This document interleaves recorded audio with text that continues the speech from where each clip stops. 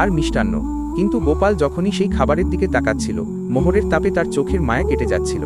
সে দেখতে পেল রূপোর থালাগুলো আসলে মরা মানুষের বুকের পাঁজর, আর খাবারের নামে রাখা আছে পচা মাংস, হাড়ের গুঁড়ো আর কিলবিল করা পোকা। গোপাল চিৎকার করে, মুখলেশ কাকা, রঞ্জিত দা, কি খাচ্ছো ওইগুলো? খেও না, খেও না, ওইগুলো মানুষের মাংস। ওই যে দেখছো ঝাড়বাতি, ওগুলো কাচের তৈরি না। মস্কা, ওইগুলো মানুষের মাথার খুলির ভিতরে জ্বালানো প্রদীপ। ওই যে দেখছো ঝাড়বাতি, ওগুলো কাচের তৈরি না, ওইগুলো মানুষের মাথার খুলির ভিতরে জ্বালানো প্রদীপ।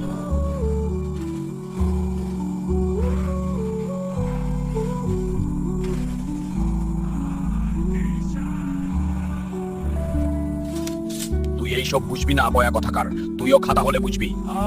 তক্ষুনি মহিধর রায়ের ছদ্মবেশে সেই ছলাওয়া সামনে এসে দাঁড়াল। তার গলার আওয়াজ এবার বাজ পড়ার মতো শোনাল। খেয়ে নাও, খেয়ে নাও, পেট ভরে খেয়ে নাও, কারণের পরেই তো আমি তোদের খাবো।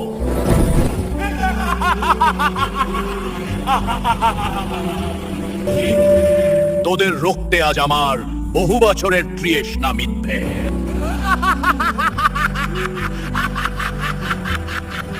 এক নিমিষে হাবেলির দেয়ালগুলো ধসে পড়ল। চারপাশের অতিথিরা কঙ্কাল হয়ে গেল। সোনার থালাগুলো আবার মানুষের খুলি হয়ে মেঝেতে গড়াগড়ি খেতে লাগলো। ছলাওয়া তার আসল রূপ ধরল। 10 ফুট লম্বা এক ছায়ামূর্তি, যার মুখ নেই, কেবল একটা বিশাল হাঁ করা গর্ত।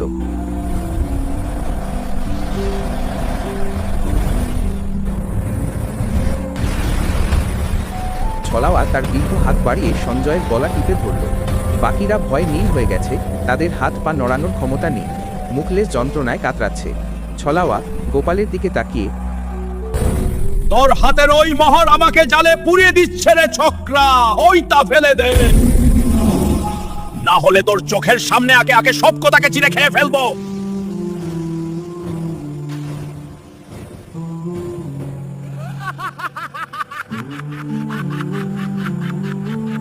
গোপাল দেখল সামনেই শ্মশানের এক বিশাল ধিকি জ্বলতে থাকা চিতা। সে বুঝতে পারল এই ছলাওয়ার আত্মা ওই চিতায় লুকিয়ে রাখা কিছু হাড়ের মধ্যে আটকা পড়ে আছে। গোপাল তেজস্বী কণ্ঠে,